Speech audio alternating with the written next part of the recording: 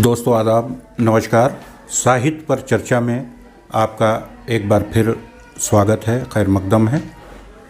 आज हम जिस शायर की बात करेंगे उनका नाम मलिक मोहम्मद आसिफ साहब है, जो कि आसिफ जैदपुरी के नाम से अपने कलाम कहते हैं, जिसमें हम्द, नात, मनक़बत, सलाम, गज़ल, गीत, नज़्म वगैरह शामिल है। साथ ही वो बेहतरीन निज़ामत को भी अंजाम देते हैं।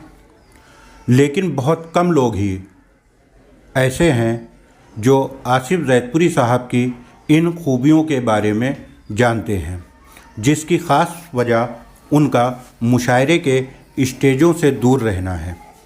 वहीं अगर हम अपने मोतबर ज़राए के ज़रिए जो मुझे इत्तला है उसके मुताबिक इनकी नज़में और गज़लें कई नामी शायर मुशायरे में पढ़कर खूब वाहवाही लूटते हैं। तो आइए आज हम जानते हैं आसिफ जैदपुरी साहब की ज़िंदगी के बारे में, ख़ुद उन्हीं की ज़ुबानी। तो हमारे साथ मौजूद हैं आसिफ जैदपुरी साहब। आज हम उनसे उनकी ज़िंदगी के बारे में, उनके कलाम के बारे में बात करेंगे। और सबसे पहले आपका स्वागत है हमारे कार्यक्रम में। जी, बहुत बहुत शुक्रिया।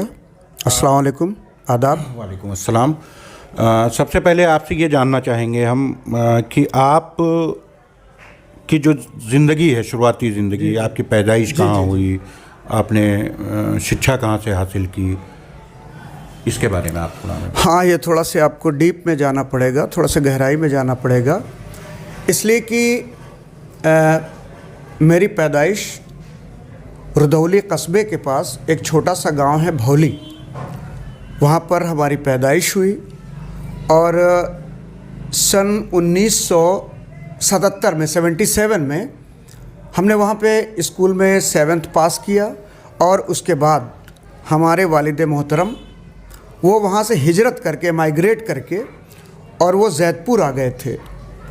और जैदपुर आने की वजह ये है कि हमारे यहाँ बिजनेस होता था और उस वक्त वहाँ पर कुछ काम धाम डाउन था। और हमारा ननिहाल भी है, जैदपुर हमारा ननिहाल भी है। तो इस सिलसिले में वो बिजनेस के सिलसिले में यहाँ पर आए। और चूँकि मैं उनका इकलौता बेटा था, ना कोई बहन ना कोई भाई, इसीलिए मैं उन्हीं के साथ यहीं पर रह गया। और यहीं पर मैंने नूर मोहम्मद इंटर कॉलेज से सन 1980 में मैंने हायर सेकेंडरी स्कूल पास किया जी। और हाई स्कूल करने के बाद, चूँकि यहाँ पर इंटर क्लास तक कोई स्कूल नहीं था उस ज़माने में, तो इंटर की तालीम हासिल करने के लिए हमारे वालिद साहब ने हमारा दाखिला करवा दिया बाराबंकी अज़ीमुद्दीन अशरफ इस्लामिया इंटर कॉलेज, या आप कह सकते हैं कि निबलेट इंटर कॉलेज। जी जी जी। तो वहाँ पर मैंने इंटर पास किया। इंटर पास करने के बाद मैंने फिर कॉमर्स की तालीम, हमारे वालिद साहब चूँकि वो बिज़नेस से जुड़े हुए थे, अकाउंटिंग अच्छी जानते थे, इसलिए उन्होंने सोचा कि मतलब हमारा बेटा भी इसी अकाउंट के शोबे में आ जाए, बिज़नेस के शोबे में आ जाए। और इसलिए हमारा बीकॉम में करवा दिया एडमिशन वहाँ पर। और बीकॉम करने के बाद मैंने लखनऊ यूनिवर्सिटी से 89 में मैंने वहाँ से एमकॉम पास किया। और इस तरीके से मेरी तालीमी सिलसिला चलता रहा। और साथ इसके ये भी हुआ था कि मैं तमाम मज़ाहिब की किताबें, चाहे वो हिंदू माइथोलॉजी हो, चाहे मुस्लिम माइथोलॉजी हो, और चाहे शिया मज़हब हो, अक़ीदा हो, चाहे सुन्नी अक़ीदा हो, मैंने सभी की किताबों को बहुत ही गहराई से पढ़ा। और पढ़ना मेरा शौक़ रहा है। और जहाँ तक ये मैं मानता हूँ कि पढ़ने की कोई उम्र भी नहीं होती। और मैं लगातार आज भी इल्म हासिल कर रहा हूँ, वो कहीं से भी मिले। शुक्रिया। तो ये तो आपकी खैर ज़िंदगी के बारे में हो गया। शायरी की तरफ आपका रुझान कैसे हुआ? हाँ, ये सवाल ये दिलचस्पी आप में कहाँ से पैदा हुई? जी बिल्कुल, शायरी की बिल्कुल। तरफ। हाँ, देखिए ऐसा है कि मतलब ये बात बिल्कुल फितरी चीज़ है, पूरी दुनिया जानती है कि कोई भी आर्ट, कोई भी कला या कोई भी हुनर, ये गॉड गिफ्टेड होता है। इसके लिए बाकायदा तौर पर कोई तालीम हासिल करने की ज़रूरत नहीं पड़ती, चाहे वो आर्ट है या फ़न है। एक से एक जो अनपढ़ थे, जैसे कि मैं नाम लूँगा कि मतलब हिंदी के शायर, चाहे तुलसीदास जी हों, चाहे कबीर दास जी हों, चाहे रहीम दास जी हों, ये सारे लोग, इन्होंने किसी यूनिवर्सिटी से तालीम नहीं हासिल की, बल्कि ये गॉड गिफ्टेड था। और इसी तरीके से मुझे भी मैं तमाम फिल्मी गाने सुनता था। मुझे शौक़ था बचपन से अच्छे गीत सुनने का, अच्छी गज़ल सुनने का, और उससे जो मुझे नसीहत मिलती थी वो मैं अपनाना चाहता था और अपनाता भी था। और इस तरीके से धीरे धीरे हमारे अंदर भी एक शायरी का शौक़ पैदा हुआ। और जहाँ तक ये मेरा अपना मानना, तो मैंने शायरी शुरुआत कहाँ से की, ये बात आपने पूछी है। तो शायरी की शुरुआत ऐसे नहीं हुई, ना तो मैंने गज़ल कही, मैं तब गज़ल जानता भी नहीं था। गज़ल किसे कहते हैं, रुबाई किसे कहते हैं, हम्द किसे कहते हैं, या गज़ल किसे कहते हैं, इसकी मैं तारीफ़ या परिभाषा, डेफिनेशन भी मुझे नहीं मालूम थी।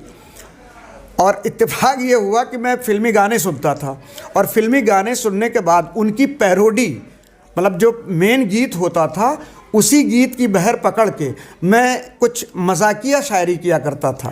और धीरे धीरे करके जब मैं मजाकिया शायरी करने लगा, उनकी पैरोडी मैं लिखने लगा, तो मैंने जहाँ जहाँ पर भी मैंने पैरोडी पढ़ी तो लोगों ने बहुत ही तारीफ़ की। फिर मेरे मन में आया कि जब मैं पैरोडी लिख सकता हूँ तो मैं शायरी क्यों नहीं लिख सकता। और जहाँ तक ये बात है शायरी करने की, तो मैं तब भी, आपको ये अच्छी तरह से मालूम है कि न मैं तब बहुत ही स्टेज पर मैं न कल गया था और ना आज जाता हूँ। अभी मुझे थोड़ा सा शोहरत, ये चूँकि ऐसी चीज़ है कि जिसको इसके जो है मज़ा आ जाएगा तो वो स्टेज नहीं छोड़ पाएगा। और चूँकि मैंने पहले ही बताया था कि मैं अपने माँ बाप की इकलौती औलाद थी, और उन लोगों ने मुझे घर से बाहर शुरुआत में भी नहीं निकलने दिया। बस यहीं पर 25 साल मैंने इल्म हासिल किया, मैंने अपनी तालीम मुकम्मल की, और 25 साल मैं मौलवी पेशे से भी जुड़ा रहा। एक टीचर की हैसियत से मैं उन्हें 1992 से मैं दर्स व तदरीस के सिलसिले में जुड़ा हूँ, जो आज तक मेरा शुगल है। और मैं एक सरकारी टीचर भी हूँ। बस यही कह लीजिए हमारी मजबूरियाँ थी, जिसकी वजह से मैं स्टेज पर, क्योंकि कई लोग मुझे मिले कि आज दिल्ली चलना है, कल झांसी चलना है, परसों बॉम्बे चलना है, तो इस तरीके से मुझे गवर्नमेंट इतनी छुट्टी नहीं दे पाती। और अगर वो छुट्टी भी दे देते तो मेरे बच्चों का पढ़ाए हुए जो मेरे स्टूडेंट्स हैं उनका मुस्तकबिल क्या होता। इसलिए मैंने उसको नकार दिया। और मुझे इस बात का फ़ख्र भी है कि आज भी बहुत सारे स्टूडेंट मेरे ऐसे हैं जो कि मैं 92 से पढ़ा रहा हूँ लगातार। किसी को इंटर क्लास में पढ़ाया है, किसी को हाई स्कूल में पढ़ाया है, किसी को ग्रेजुएशन में पढ़ाया है। मैं लगातार पढ़ाता आ रहा हूँ। लेकिन मैं अदब से जो मेरा जुड़ाव था, अदब से, चाहे वो हिंदी अदब हो, उर्दू अदब हो या इंग्लिश अदब हो, मैंने बहुत ही गहराई से और बहुत ही मतलब डेप्थ में उनको सीखने की कोशिश की, और उन जैसा कहने की भी मैंने कोशिश की। और वही सिलसिला आज भी जारी सारी है। जी। तो हम ये चाहेंगे कि अगर आपने जो पहला शेर कहा हो अपना, जी, अगर आपको जहन में हो, आपके याद हो, तो एक बार हमें ज़रूर सुनाइए। हाँ, तो अभी आपका सवाल था कि मैंने शायरी की शुरुआत में मैंने क्या कहा। तो एक किसी की गज़ल मुझे याद नहीं है, लगभग 25-30 साल पहले की बात है जी। तो मैंने गज़ल सुनी थी। उसके बाद मेरी समझ में आया कि मैं ऐसा इसकी कॉपी करता हूँ। और मैं चूँकि पैरोडी लिख ही लेता था तमाम गीतों की, मैंने फिल्मी गीतों की, नगमों की, मैंने बहुत सारी पैरोडी लिखी। तो उसी गज़ल को सुन करके मैंने उसकी कॉपी करने की कोशिश की कि गैर के गम में जो 2 अश्क टपक जाते हैं, गैर के गम में जो 2 अश्क टपक जाते हैं, वो फिर ज़मीं पे नहीं ताबा फलक जाते हैं। गैर के गम में जो 2 अश्क टपक जाते हैं, वो फिर ज़मीं पे नहीं वो फिर ज़मीं पे नहीं ताबा फलक जाते हैं। और आहे मज़लूम बुझा देती है महलों के चिराग, आहे मज़लूम बुझा देती है महलों के चिराग, एक दुआ उसकी जो लगती है तो चमक जाती है। ये यहीं से मैंने शुरुआत की। ये मेरा पहली ज़िंदगी का पहला शेर था। बहुत खूबसूरत शेर आपका ये। अब हम चाहेंगे कि आप थोड़ा सा हमें, जो आपने नज़्म कही हैं, हम्द कहे हैं, नात कहे हैं, जी जी जी, मैं मनक़बत है जी, मैं पढ़ता हूँ, उनमें आप थोड़ा थोड़ा बिल्कुल हाँ शॉर्ट करके ज़रूर सुनाइए। देखिए, चूँकि आपने जो हमसे सवाल किया है, मैं अपने बारे में, तो एक मेरा मिजाज रहा है और इंसान फितरत का ग़ुलाम होता है, चूँकि फितरतें नहीं बदलती हैं। और मेरी ये फितरत है कि मैं बिल्कुल साफ बात कहता हूँ हक बात कहता हूँ, भले ही मेरे अपने लोग मुझसे नाराज़ हो जाएं। मैंने इसको बर्दाश्त भी किया है, इसको झेला भी है, लेकिन मेरी आदत है, मैं क्या करूँ, मैं सच बोल देता हूँ। तो जहाँ तक मैंने सबसे पहले मैं हम्द से शुरुआत करता हूँ, चूँकि हमारा ये उसूल भी है, हमारे ज़ाब्ता भी है कि हम अल्लाह के कलाम से ही कुछ शुरू करते हैं। जी सर। तो ये मैंने जो सबसे पहले ज़िंदगी में शेर कहा था जो हम्द के सिलसिले में, कि ये सच है राज़िक़े कुल एक बस अल्लाह है, लेकिन ये सच है राज़िक़े कुल एक बस अल्लाह है, लेकिन बिना मेहनत मशक्क़त के किसी को कुछ नहीं देता। तलाशे रिस्क में परवास करते हैं परिंदे भी, खुदा उनको भी उनके घोंसलों में कुछ नहीं देते। ये हमारा हम्द के सिलसिले में। और उसके बाद मैं हम्द के सिलसिले में फिर मैंने, अब आपको मैं नात का भी एक 4 लाइन में सुना रहा हूँ नात के बारे में। हुजूर सरवर कौनैन सल्लल्लाहु अलैहि वसल्लम की शान अक़दस में मैं 4 लाइन आपके सामने पेश करता हूँ कि खुदा कहलाएगा जो कुछ मुझे वो बात लिखनी है, खुदा कहलाएगा जो कुछ मुझे वो बात लिखनी है, जो अफजल दो जहां में है उसी की ज़ात लिखनी है। खुदा कहलाएगा जो कुछ मुझे वो बात लिखनी है, जो अफजल दो जहां में है उसी की ज़ात लिखनी है। चलो धो लें ज़बानो ज़हन दिल आबे अक़ीदत से, चलो धो लें ज़बानो ज़हन दिल आबे अक़ीदत से, और कलम को गुस्ल दें ज़मज़म से, मुझको नात लिखनी है। ये मैंने नात के सिलसिले में कहा था। और मैंने ये बात भी आपसे कही थी कि मैं सलाम भी लिखता हूँ, सलाम भी कहता हूँ, जो मुझे याद आता जा रहा है जहाँ से, क्योंकि मैं कोई स्टेज पे नहीं हूँ कि मैंने आपने मुझे बुलाया है तो मैं वही सुनाऊँ जो आपकी मर्ज़ी हो। यहाँ पर मैं बिल्कुल आज़ाद हूँ, मैं अपनी पसंद से शेर सुना रहा हूँ। और आपकी फरमाइश भी है, मैं सुना रहा हूँ कि हज़रत हुसैन रज़ी अल्लाह ताला अन्हु की शान में भी मैंने कुछ कहा था कि एक मिसरा मिला था असल में कि हश्र तक होता रहेगा तस्करा शब्बीर का, हश्र तक होता रहेगा तस्करा शब्बीर का। उसमें मैं 2-3 अशार मुझे याद हैं जो मैं पेश कर रहा हूँ आपके सामने कि फिर तुम्हें हम दे रहे हैं वास्ता शब्बीर का, फिर तुम्हें हम दे रहे हैं वास्ता शब्बीर का, वक्त है अपना लो अब भी रास्ता शब्बीर का, वक्त है अपना लो अब भी रास्ता शब्बीर का। और मौत हारी ज़िंदगी से जो मिली शब्बीर को, मौत हारी ज़िंदगी से जो मिली शब्बीर को, फ़लसफ़ों में फ़लसफ़ा है फ़लसफ़ा शब्बीर का, फ़लसफ़ों में फ़लसफ़ा है फ़लसफ़ा शब्बीर का। और हम बयां कैसे करें अल्फाज कमतर हो गए, हम बयां कैसे करें अल्फाज कमतर हो गए, जब नबी ने खुद बताया मर्तबा शब्बीर का। मेरे अल्फाज तो कुछ नहीं हैं। जब हमारे पैगंबर, हमारे नबी हुजूर मोहम्मद सल्लल्लाहु अलैहि वसल्लम ने जब उनकी तारीफ़ की तो मैं हम लोग के अल्फाज तो बौने हो जाते हैं। जी शुक्रिया। इसके बाद हम चाहेंगे कि आप गज़ल और नज़्म जो आपने कही है, और ख़ास तौर से ऐसी गज़लें और नज़्म हमने जो हमारी जानकारी है, जो हमें इत्तला है कि कुछ शायर आपकी नज़्म और गज़लें वो स्टेजों पर भी पढ़ते हैं। जी।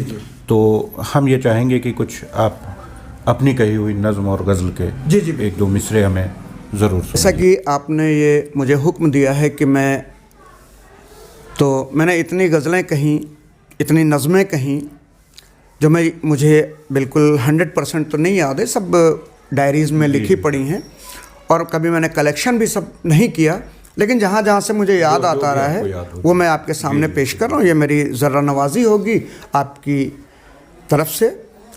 देखिए, मैं जो पुरानी जो क्लासिकल गज़लें हैं मैं उनको फॉलो करता हूँ।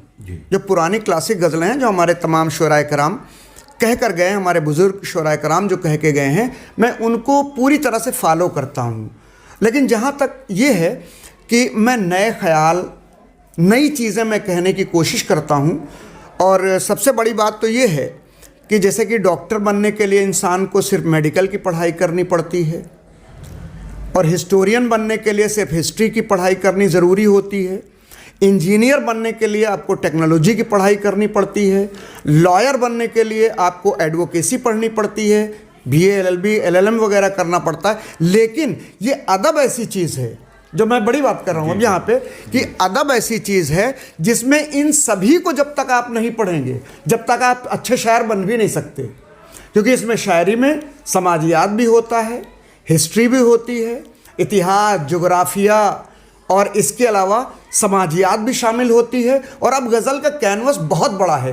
किसी ज़माने में ये होता था कि लबो रुखसार की बातें करना, अपने माशूक और महबूब की बातें करना और उसकी खूबसूरती की तारीफ़ करना, क्योंकि गज़ल के लग़वी माने भी यही होते हैं, अपने महबूब से बात करना। लेकिन गज़ल का पैटर्न पिछले लगभग 20 वर्षों में, जहाँ तक मेरा अपना मुशाहिदा है कि पिछले 20 वर्षों में गज़ल का पैटर्न बहुत ज़्यादा चेंज हो गया है, बहुत चेंज हुआ है। एक से एक बड़े बड़े शायर हैं, तो जिनमें मैं कुछ नाम है जैसे कि आजकल नवाज़ देवबंदी साहब हैं, और हमारे आइडियल और इस वक्त दुनिया में तो नहीं है, लेकिन मैं उनसे बहुत ज़्यादा अप्रिसिएट रहा हूँ, बहुत ज़्यादा मुतासिर रहा हूँ, जनाब डॉक्टर राहत इंदौरी साहब जो मेरे आइडियल थे, मैं उनको पूरी तरह से फॉलो करने की कोशिश कर रहा हूँ। और इसके अलावा प्रोफेसर वसीम बरेलवी साहब हैं, मंजर भोपाली साहब हैं, है ना, अमीर मीनाई साहब थे। तो इन सारे शायरों को मैंने पढ़ा, गहराई से पढ़ा भी और गहराई से सुना, लेकिन मैंने एक को अपना आइडियल बना लिया कि मुझे इस तरीके का शेर कहना है। तो मैं अब यहाँ से मैं थोड़ी सी आप लोगों से ज़रा से मैं ये चाहता हूँ कि आपको कुछ ऐसे शेर सुनाऊं जिनमें नसीहत हो। मैं हमेशा ज़्यादातर फजूलियात की मैं शायरी नहीं करता, ऐसी शायरी करता हूं जिसमें इंस्पिरेशन मिले, हमारी नौजवान पीढ़ी को कुछ फ़ायदा हासिल हो। और गज़ल का जो दायरा है, जो उर्दू अदब का दायरा है, उसका लिहाज रखते हुए अगर आप शायरी करते हैं तो कामयाब हैं। जैसे मैंने अभी एक शेर कहा था कि मुत्तहिद जिससे हों सब लोग, मुत्तहिद जिससे हों सब लोग वो मंतर हो जाएं, मुत्तहिद जिससे हों सब लोग वो मंतर हो जाएं। और असल तो ये है कि गुलाम शहदावर हो जाएं, असल तो ये है कि गुलाम शहदावर हो जाएं। और न ऊंच नीच न नस्लों का इम्तियाज़ रहे, न ऊंच नीच न नस्लों का इम्तियाज़ रहे। आओ मस्जिद को चलें और बराबर हो जाएं, आओ मस्जिद को चलें और बराबर हो जाएं। और ये जो बिखरे हुए कतरे हैं कभी गौर करो, ये जो बिखरे हुए कतरे हैं कभी गौर करो, ये अगर हाथ मिलाएं तो समंदर हो जाएं। ये शेर मैंने अभी जल्द ही कहा था। और इसके अलावा मैं कुछ शेर और भी मैंने कहे थे, उसको भी मैं अभी गज़ल का शेर मैंने कहा था जिसको अभी बहुत बड़े शायर हिंदुस्तान में, बहुत बड़ा नाम है इकबाल अशर साहब, उन्होंने कहा था। तो मैं उसी पैटर्न पे और उसी को कॉपी करते हुए, उसी के नकल करते हुए मैं शेर पढ़ रहा हूँ कि फिर वही ख्वाब वही शब वो ज़माने आए, फिर वही ख्वाब वही शब वो ज़माने आए। आप क्या आए मेरे साथ ज़माने आए, आप क्या आए मेरे साथ ज़माने आए। और नींद से रिश्ता न पहले था न है आज मुझे, नींद से रिश्ता न पहले था न है आज मुझे। उसके कासिद तो कई बार बुलाने आए, उसके कासिद तो कई बार बुलाने आए।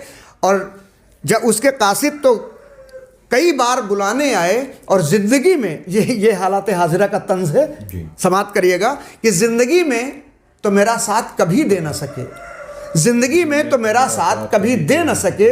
और देखे कांधा वो मेरा साथ निभाने आए, देखे कांधा वो मेरा साथ निभाने आए। शुक्रिया साहब, शुक्रिया। आपने देशभक्ति के ऊपर भी कई जी हाँ नज़में लिखी हैं, शेर कहे हैं। तो एक दो मैं चाहूँगा कि आप सुनाइए। मैंने पहले सुना है और काफ़ी मुझे पसंद भी आए आपके वो शेर, तो एक मैं चाहूँगा कि आप। हाँ, देखिए, मैं जिस वतन में रहता हूँ, वतन की मिट्टी हमारे खून में शामिल है। बेशक कोई कहने को कुछ भी हम पर इल्ज़ाम लगाता रहा, लेकिन वतन, हमारा वतन पहले है, बाद में कुछ है। और इस वतन की मिट्टी हमारे खून में है, इसी का अनाज हम खाते हैं। और ये देश हमको अपनी जान से भी प्यारा है, है ना। हमारे बुज़ुर्गों ने, हमारे असलाफ ने जो हमें सिखाया, हमको बिल्कुल वो हमारे खून में शामिल है, देशभक्ति।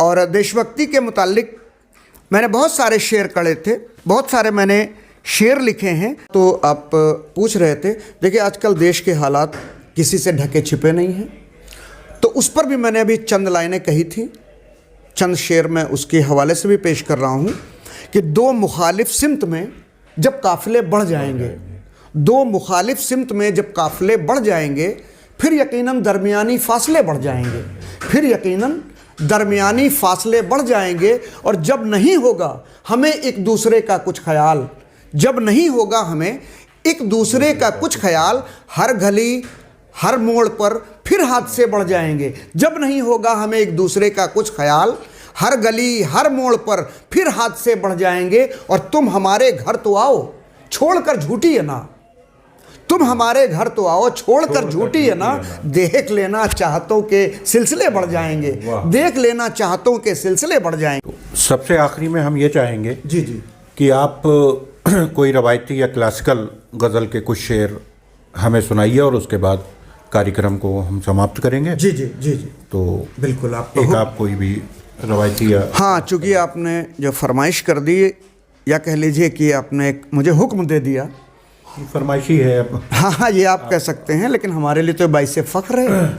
और ये मेरे लिए बड़े फ़ख्र की बात है कि आपने इतना टाइम दिया, और ना ही बूढ़े पेड़ों पे जिसमें कोई आता होता नहीं है कि हाँ। तो मैं रवायती अंदाज में कुछ कहने की कोशिश कर रहा हूँ अपनी नौजवान नस्ल को। मैं थोड़ा सा संदेश या पैगाम या नसीहत करना चाहता हूँ कि कभी साहिल कभी दरिया कभी मझधार से खेलो, कभी साहिल कभी दरिया कभी मझधार से खेलो, कभी साहिल कभी दरिया कभी मझधार से खेलो। भरोसा बाजुओं पर है तो फिर पतवार से खेलो, भरोसा बाजुओं पर है तो फिर पतवार से खेलो। और तकाजा आशिकी का हो तो सर क्या दिल झुका देना, तकाजा आशिकी का हो तो सर क्या दिल झुका देना। मगर गैरत पे आँच आए तो फिर तलवार से खेलो, मगर गैरत पे आँच आए तो फिर तलवार से खेलो। और नवाजे जब खुदा तुमको करो खिदमत ज़माने की, नवाजे जब खुदा तुमको करो खिदमत ज़माने की। ये किसने कह दिया पाजेब की झनकार से खेलो। साहित्य पर चर्चा में आज हमने जिस शायर से बात की, आसिफ जैदपुरी साहब, मलिक मोहम्मद, उन्होंने अपनी पूरी ज़िंदगी के बारे में बताया, शेर उनके सुने गए। और अगले महीने हम फिर किसी ऐसे ही शायर का ज़िंदगी के बारे में उसकी शायरी प्रोग्राम लेकर आपकी खिदमत में फिर हाजिर होंगे। तब तक के लिए खुदा हाफिज़। चैनल को सब्सक्राइब करिए, लाइक करिए और शेयर करिए। और आपको हमारा वीडियो कैसा लगा कमेंट करके ज़रूर बताइए। धन्यवाद।